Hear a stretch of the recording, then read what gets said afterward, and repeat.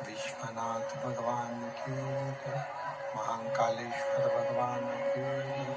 ओंकारेश्वर भगवान की जय। ताकती महारानी की जय। कुबरेश्वर महादेव की जय। हर हर महादेव, हर हर महादेव, हर हर महादेव, हर। काशी विश्वनाथ ओगड़दानी त्रिकालदर्शी कैलाशी अविनाशी भगवान शिव, जिनकी पुनीत पावन पवित्र शिव महापुराण की कथा भगवान देवादिदेव महादेव की परम भगवतमय कृपा से, करुणा से, उनकी उदारता से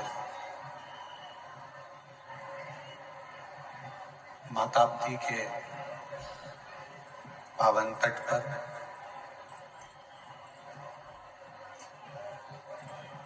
भुसावल नगर के यावल क्षेत्र में ये पवित्र पावन शिव महापुराण की कथा श्रवण करने का सौभाग्य प्राप्त हुआ है। बड़े भाग्यशाली हैं सभी शिव भक्त जो भगवान शिव की परम कथा माताप्ती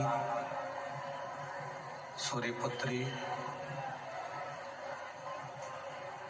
माताप्ती के इस पवित्र पावन प्रांगण में बैठकर कथा श्रवण करने का सौभाग्य मिला।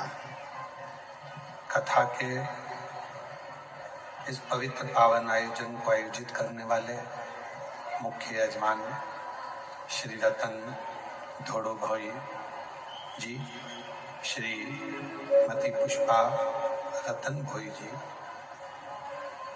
श्री विजय रतन भोई जी, श्री कृष्णा विजय भोई जी, श्री अजय रतन भोई जी, श्री मती शीतल अजय भोई जी, भोई परिवार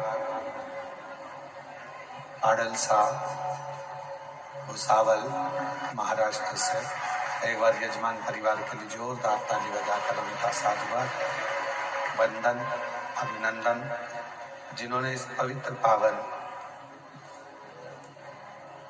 पवित्र दिव्य आयोजन को आयोजित किया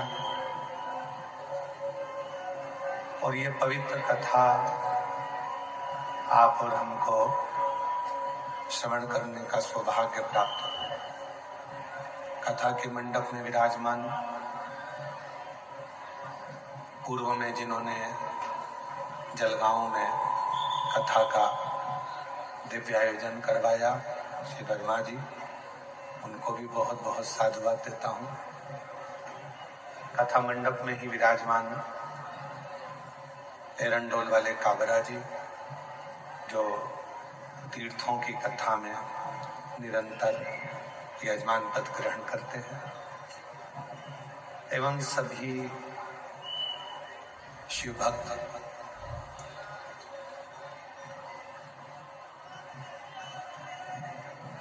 ये मौका है भगवान की अविरल भक्ति को प्राप्त करने का। और इधर की बड़ा भगवान शिव की भक्ति को अपने हृदय में उतारने का। चंद्रशेखर चंद्रमौली शिव महापुराण की कथा भुसावल नगर में चल रही है।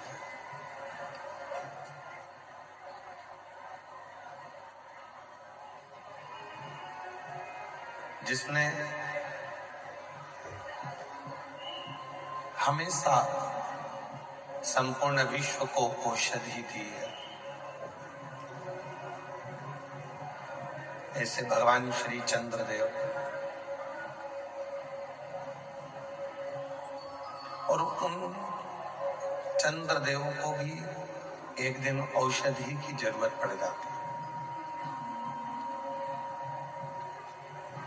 शिव महापुराण की कथा कहती है, भगवान शंकर का पवित्र चरित्र कहता है।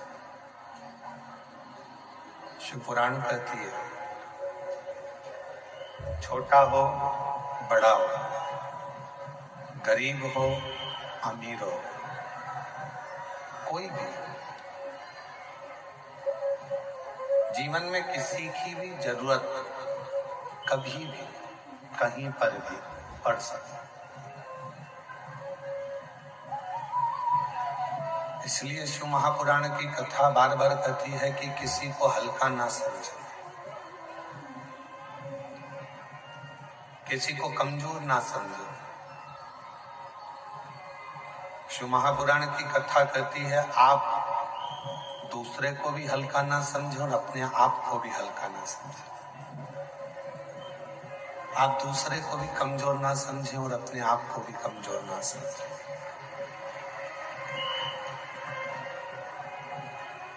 जीवन का कोई भरोसा नहीं। ये मानव की जिंदगी, मानव का जो जीवन है, मानव का जो जीवन है, कब कहाँ किससे काम पड़ता है, कोई भरोसा नहीं।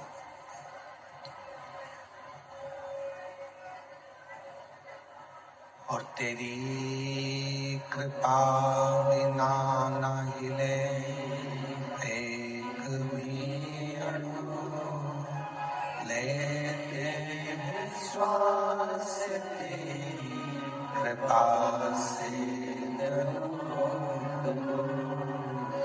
बखान क्या करूं मैं राहों के का, चपटी भगोन में खजाना का। हे गंगाधर मुक्ति द्वार ओंकार भोले ओंकार आयो शरण हरि शंभु हार। दो चंदन होते हैं। शिव महापुराण की कथा दोनों चंदन का वर्णन कर रही है। एक होता है हरि चंदन, एक होता है शिव चंदन।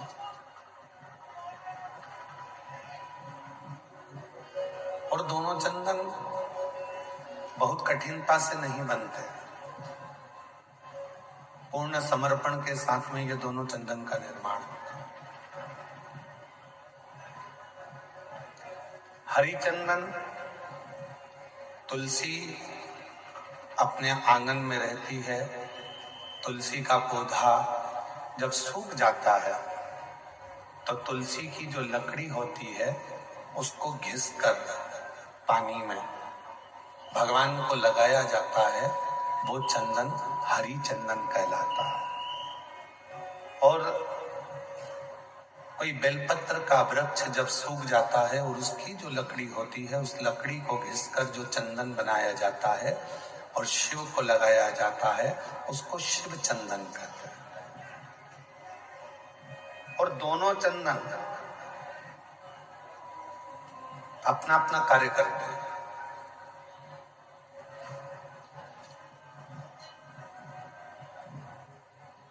जैसे चंदन लगाते समय 3 उंगली का प्रयोग हम भगवान शिव पर करते हैं, आकार, ओमकार, ओमकार।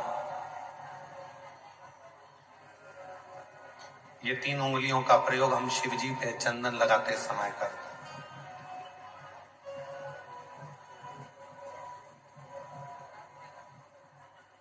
शिव चंदन एक ऐसा चंदन, जब कोई बेलपत्र की लकड़ी, कोई बेलपत्र का पेड़ जब सूखता है तो उसकी छोटे से लकड़ी को हम अपने घर में रखकर उसको घिसकर शिव जी को इन 3 उंगलियों से चंदन को लगाते हैं। आकार, ओमकार और मकार, तीनों।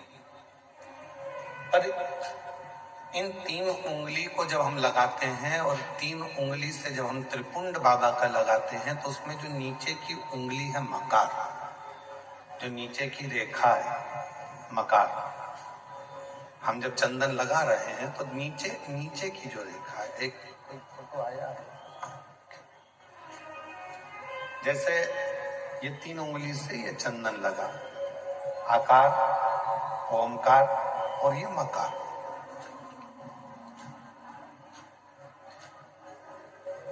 अब दुनिया की दृष्टि में लोगों को लगता है कि चंदन की लकड़ी से जो हमने चंदन लगाया वो भी श्रेष्ठ है, पर बेलपत्र की लकड़ी से जो हम चंदन लगाते हैं, चंदन घिसते हैं और वो भगवान शिव को लगाते हैं, उसमें जो ये मकार वाली रेखा है, जब हम 3 उंगली लगाते हैं तो नीचे की जो मकार की रेखा है, उस रेखा का थोड़ा सा चंदन, यदि कितना भी बीमार व्यक्ति है, उसके कंठ में अगर वो चंदन, मकार की रेखा का थोड़ा सा चंदन उसके कंठ पर लगाना प्रारंभ कर देते हैं तो 15 दिन में वो पलंग पर से उठकर बैठना प्रारंभ कर देता है, कितना भी बीमार क्यों। आकार, ओमकार और मकार, 3 रेखाएं हम चंदन की खींचते हैं। जैसे इसमें 3 रेखा खींची, 3 रेखा। एक हरी चंदन है जो तुलसी की लकड़ी को घिसकर, जब तुलसी सूख जाती है, तुलसी जब सूख जाती है तो उसकी लकड़ी को घिसकर तैयार करा जाता है, उसको हरी चंदन कहते हैं। और वो हरी चंदन भगवान नारायण को, शालिग्राम भगवान को, भगवान नारायण को, भगवान विष्णु को वो हरी चंदन लगाया।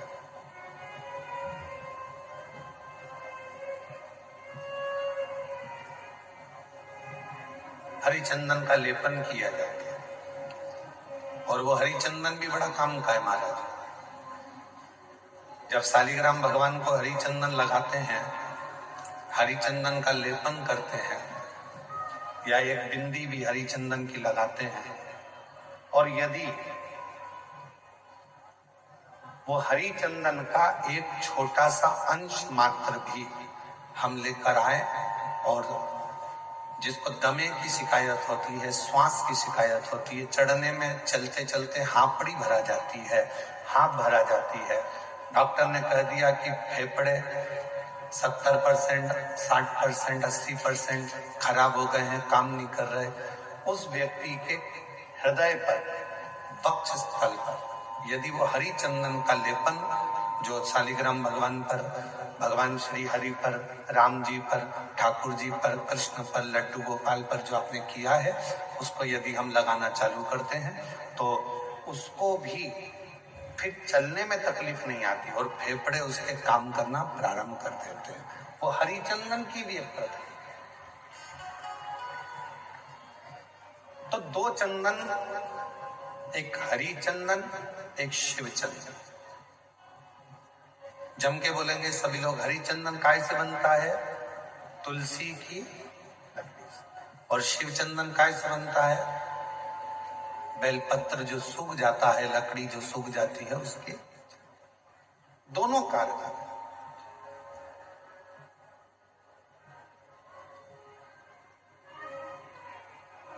और तेरी पूजन को भगवान बना मन मंदिर,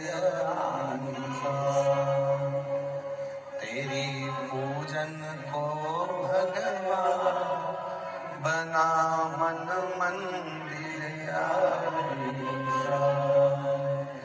घिस घिस चंदन तुझे लगाऊं, नित नित तुझको रोज मनाऊं। घिस घिस चंदन तुझे लगाऊं, हे भगवान नित्य तेरे को मैं मनाऊं। घिस घिस चंदन रोज लगाऊं, नित नित भोला तुझे मनाऊं। घिस घिस चंदन रोज लगाऊं, नित नित भोला तुझे मनाऊं। तेरी पूजन को भगवान बना मन मंदिर। तेरी पूजन को भगवान बना मन मंदिर। बना मन मंदिर आलीसा, तेरी पूजन को भगवान बना मन मंदिर आलीसा, तेरी पूजन को भगवान। नित्य पूजन का एक फल। आज सनातन धर्म पर लोग उंगलियां उठाते हैं। आज सनातन धर्म पर लोग आक्षेप लगाते हैं कि तुम पत्थर की पूजन करते हो। आज सनातन धर्म पर लोग उंगलियां उठाते हैं कि तुम मंदिर जाते हो, जल चढ़ाते हो, पत्थर पर जल ढोलते हो। एक एक साइंस के एक एक उद्देश्य को यदि उठाकर पढ़ोगे तो पूरा साइंस हमारे सनातन धर्म की प्रधानता बताता है। और सनातन धर्म में जितनी पूजन की पद्धति है वही साइंस ग्रहण करता है, वही साइंस। आज दुनिया के लोग इस साइंस वाले कई लोग कह देते हैं हम सनातन को नहीं मानते, ये सब आडंबर है, सब पाखंड है, सब ढोंग है। नहीं,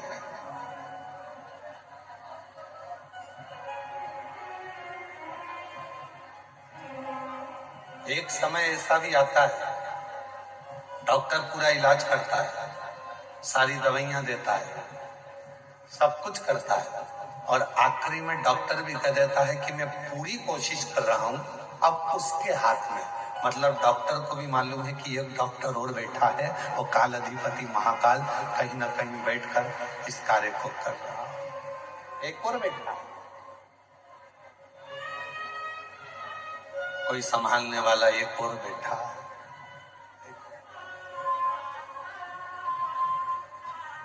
शिव कथा कर रहे हैं।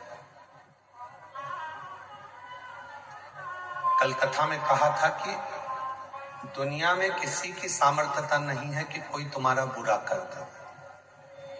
अपना बुरा हम खुद कर रहे हैं, कोई दूसरा बुरा नहीं कर सकता।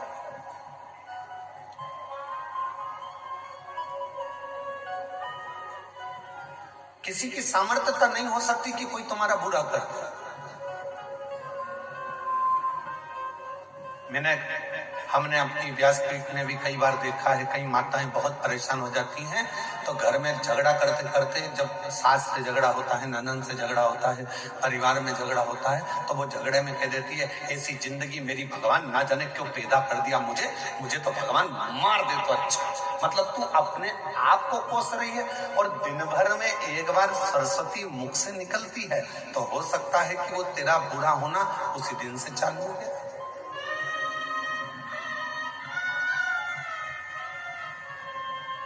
कई बार पुरुष, मेरे जीजा उन भी जब परेशान हो जाते हैं तो कहते हैं भगवान ये शरीर तो भगवान तूने ऐसा दे दिया। कई माताएं दिन भर बैठी बैठी सोचती रहती हैं कहीं मुझे ये बीमारी तो नहीं हो गई, मेरे शरीर में गठान हो गई, कहीं मुझे ये वाली बीमारी तो नहीं हो गई, मेरे को भोजन नहीं पच रहा तो मुझे ये बीमारी तो नहीं हो गई, मेरी आंखें दुख रही हैं तो आंखों में ये बीमारी तो नहीं हो गई, मेरी कमर से चलते नहीं बन रहा तो मेरा कहीं गुड़िया तो नहीं खसक गया, मेरा घुटने से चलते नहीं बन रहा, मेरा घुटना तो बेकार नहीं हो गया, कहीं घिस तो नहीं गया। प्रत्येक स्त्री पुरुष आज के समय में प्रत्येक व्यक्ति अपने लिए ही बुरा सोच रहा है। मेरे को ये तो नहीं हो गया, मुझे ऐसा तो नहीं हो गया, मुझे वैसा तो नहीं हो गया, और दिन भर वो जब अपने बारे में गलत गलत गलत गलत सोचता है तो उसको अपने आप शरीर में गलत होना प्रारंभ हो जाता है। और जिसने ये सोच लिया कि मुझे कुछ भी नहीं हुआ, फिर तो परमात्मा ऐसी कृपा करता है कि कुछ हो भी रहा होता है तो परमात्मा उसको अच्छा करता है।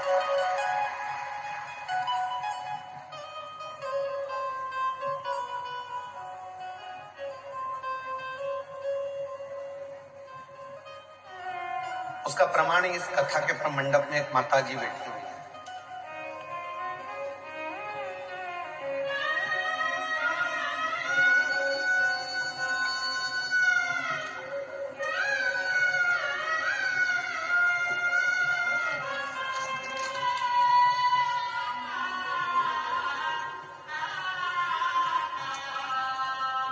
मेरा नाम शीतल राकेश जाधव है। मैं महाराष्ट्र के भुसावल खड़का की रहने वाली हूँ। मेरा मोबाइल नंबर ये है, कहीं बैठी हो तो हाथ हिला सकती हैं। मेरा नाम शीतल राकेश जाधव है। मैं महाराष्ट्र के भुसावल खड़का की रहने वाली हूँ। आप ही हैं? आ जाओ, आ जाइए। बच्चा हो साथ में तो उसको भी लेकर आइए। मेरी शादी को 13 साल हो गए थे पर मुझे संतान का सुख प्राप्त नहीं हुआ। मेरी शादी को 13 साल हो गए थे, संतान का सुख नहीं प्राप्त हुआ। डॉक्टरों के पास बहुत इलाज किया, डॉक्टरों ने यह कहकर मना कर दिया कि मुझे संतान प्राप्ति नहीं होगी। मैंने भुसावल, सूरत, नासिक बहुत से डॉक्टरों के पास इलाज किया। उन्होंने कहा था कि मुझे IVF टेस्ट ट्यूब भी करना होगा। फिर मैंने आपकी कथा के बारे में बड़ी बहन से जाना और भोले बाबा के मंदिर जाना चालू करके सुबह 1 लोटा जल चढ़ाती, आस्था चैनल पर बाबा की कथा सुनती तथा पशुपति उपास करती, सफेद आंकड़े की जड़ का प्रयोग करा और बाबा की कृपा से 16 अगस्त 2022 को पहली बार कावड़ भरी सीहोर में जाकर। बाबा ने ऐसी कृपा करी गुरुदेव, कावड़ में मन लग गया। 5 पंडाल कथा सुनने का ऐसा महत्व मुझे मालूम पड़ा तो मैंने 5 पंडाल की कथा सुनी और 5वां पंडाल जब पूरा हुआ तो मेरा गर्भ ठहर गया। गर्भ ठहरा और बाबा की कृपा से 4 जून 2025 को मेरे घर में संतान ने जन्म लिया। 4 जून 2025 को 13 साल के बाद मेरे घर में संतान ने जन्म लिया। पर जन्म के कुछ देर बाद कुछ ही समय निकला और मेरी तबीयत ज्यादा खराब हो गई और खराब होने पर मेरा किडनी, लीवर सब डाउन होने लगा। तब मेरा डायलिसिस चालू हो गया। अब डायलिसिस चलते चलते चलते चलते हम लोग घर भी आ गए, पर महीनों निकल गए। डायलिसिस जब बंद नहीं हुआ तब मन में आया कि अब केवल अगर इस डायलिसिस को कोई बंद कर सकता है, क्योंकि डायलिसिस हर 2 दिन में डायलिसिस हो रहा था। किडनी लीवर काम ना करे हर 2 दिन में डायलिसिस हो रहा था। अब कोई बंद करेगा तो शिव बंद करेगा। तभी मैंने अपने परिवार वालों से कहा कि मुझे शिव जी पर चढ़ा हुआ जल लाकर देना चालू करो और डायलिसिस अब बाबा के भरोसे छोड़ दो। बाबा की ऐसी कृपा हुई गुरुदेव, आज मैं बाबा को धन्यवाद देने करना चाहती हूँ।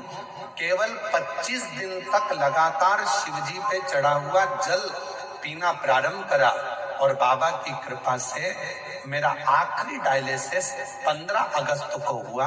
उसके बाद मेरा डायलिसिस पूरा बंद हो गया। अब मैं पूर्ण तरह से स्वस्थ हूँ। अब मैं पूर्ण तरह से स्वस्थ हूँ। ये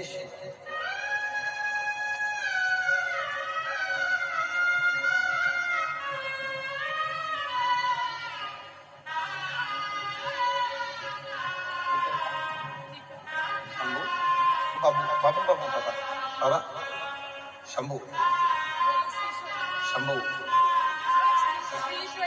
चल प्रणाम करो, जोरदार ताली बजाओ। 13 वर्ष के बाद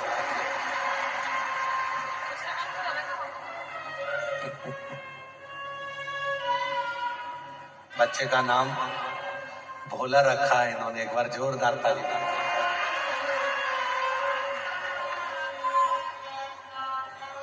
और तेरी कृपा बिना न हिले एक भी अणु, लेते हैं श्वास तेरी कृपा से तनु। बखान क्या करूं मैं राहों के चपटी भगवत में खजाना में। हे गंगाधार मुक्ति द्वार भोले आयो शरण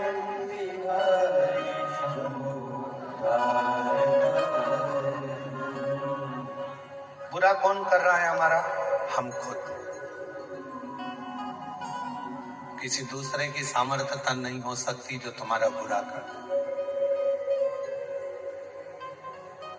कर रहे हैं हम हमारा खुद। अच्छा सोचिए, अच्छा विचार करिए, अच्छी सोच रखिए। फिर किसी की सामर्थ्यता नहीं हो सकती कि कोई तुम्हारा बुरा करे।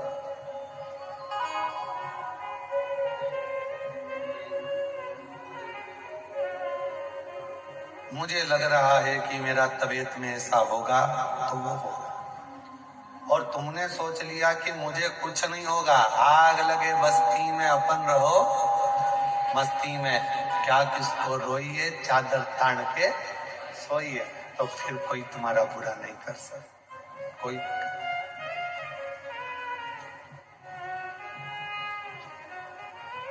चंद्रदेव की कथा चल रही है।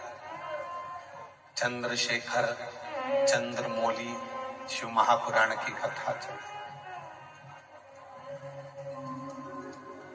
चंद्रदेव का बुरा लोग कर रहे हैं। दक्ष प्रजापति ने चंद्रदेव को श्राप दे दिया।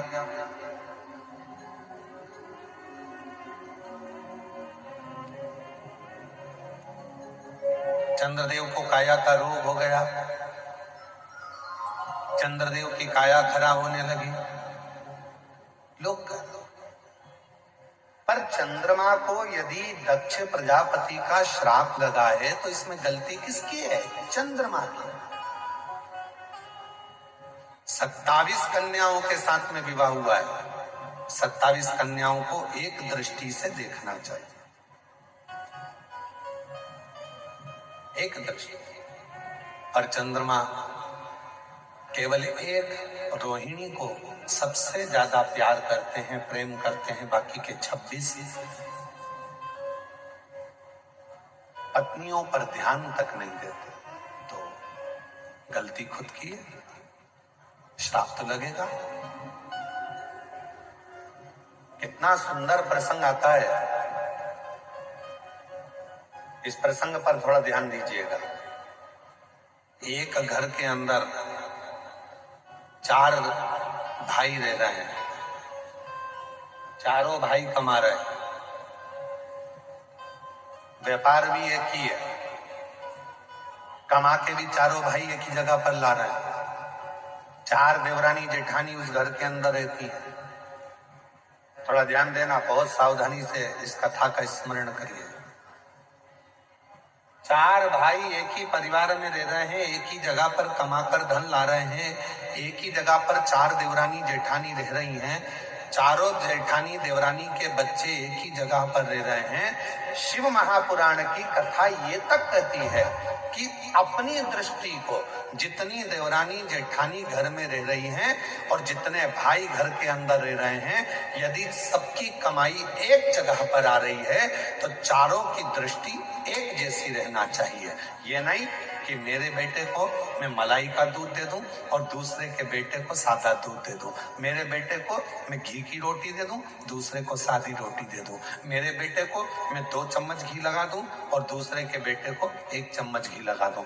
जिसकी दृष्टि में जो अपने बच्चों के प्रति प्रेम कर कर दूसरे के बच्चों के प्रति बैर उत्पन्न करना प्रारंभ कर देता है, उसके घर के बच्चों की जिंदगी अपने आप बर्बाद होना प्रारंभ हो जाती है। कोई उसको दूसरा बर्बाद नहीं करता।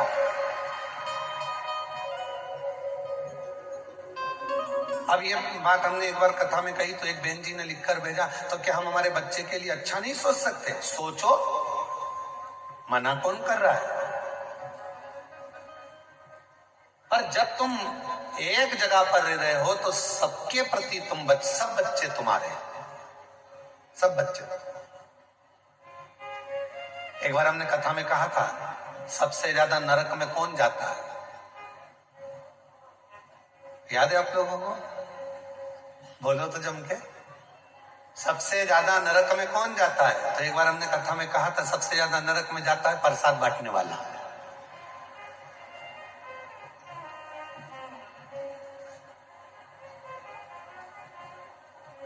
तो खूब इस पे लोगों ने हमको अपशब्द लिखकर भेजा कि बताओ, सीवर वाले महाराज ने कह दिया कि सबसे ज्यादा नरक में कौन जाता है, तो क्या प्रसाद बांटने वाला जाता है? प्रसाद बांटने वाला नरक में क्यों जाता है?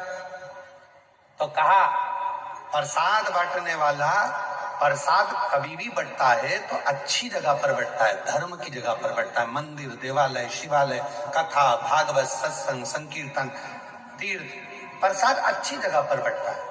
प्रसाद कभी किटी पार्टी में नहीं बंटता, प्रसाद शादी के फंक्शन में नहीं बंटता, प्रसाद 25वीं शादी की सालगिरह में नहीं बंटता, प्रसाद सिल्वर जुबली गोल्डन जुबली पर नहीं बंटता, प्रसाद धर्म की जगह पर बंटता है। और जब धर्म की जगह पर कोई व्यक्ति प्रसाद बांटने खड़ा होता है, दूसरा आया तो हाथ ऐसा होता है, और खुद के घर का पहचान वाला आया तो हाथ ऐसा हो जाता है, वो व्यक्ति नरक चले जाता है।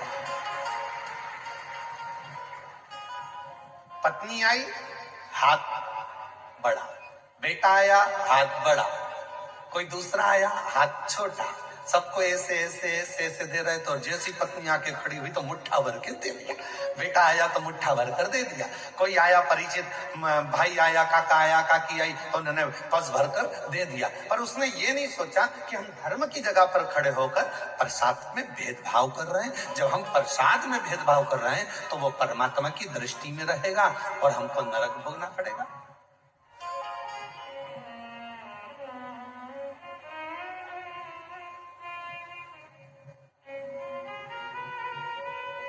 इसलिए सावधान रहना। धर्म की जगह पर, सत्कर्म की जगह पर, मंदिर, शिवालय, देवालय, सारी जगह पर एक बराबर, एक जाजम में, एक आनंद के साथ प्रसाद का वितरण होना चाहिए।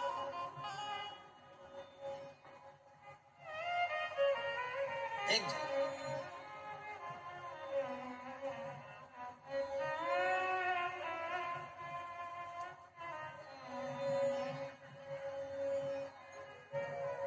शेगांव के गजानन जी महाराज,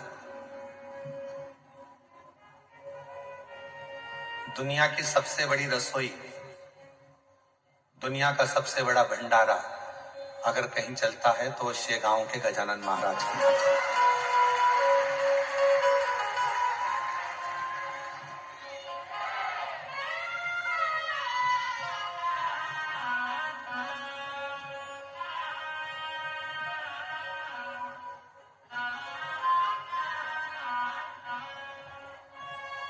लगभग 28 साल पहले की बात है।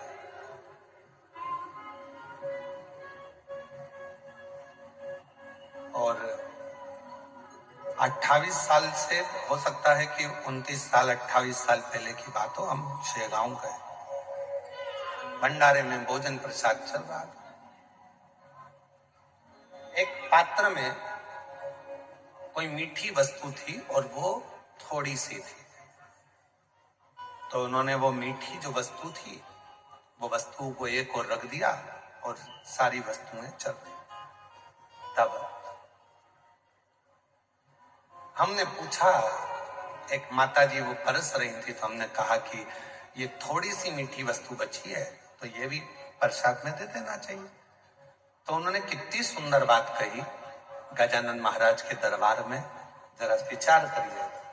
उन्होंने कहा कि हम ये अगर ये थोड़ा सा सामान 2-4 लोगों को देंगे, 2-4 भक्तों को देंगे, और बाकी के भक्त यदि उस प्रसाद को नहीं ले पाएंगे और उन तक वो प्रसाद नहीं पहुंचेगा तो उसका दोष हमको लगेगा। इसलिए जब एक जाजम पर, गरीब हो अमीर हो, पैसे वाला हो बड़ा हो छोटा हो, जब एक जाजम पर बैठकर एक साथ भोजन कर रहे हैं तो उनकी भोजन की थाली में भी एक जैसा भोजन जाना चाहिए। वो गजानन महाराज का भंडार, एक जैसा भोजन, उसमें भेद नहीं होना चाहिए। कहां खड़े हो धर्म की जगह पर, कहां खड़े हो सत्कर्म की जगह पर, और वहां पर भी अगर हम भेद करें तो फिर परमात्मा हमको दंड तो देगा। इसीलिए पहले भी कहा, मत बुरे कर्म कर वरना पछताएगा, भगवान की आंखों से तू बच नहीं पाएगा, तू बच नहीं पाएगा। अरे ओ अज्ञानी मत करना, अरे ओ अज्ञानी मत करना, तेरे कर्म का फल तो ही पाएगा, जैसा किया तूने तेरे आगे आएगा। मत बुरे कर्म कर वरना पछताएगा, भगवान की आंखों से तू बच नहीं पाएगा, तू बच नहीं पाएगा। अरे ओ अज्ञानी मत करना। समभाव, समदृष्टि, समविचार, समसोच, समभाव रखिए।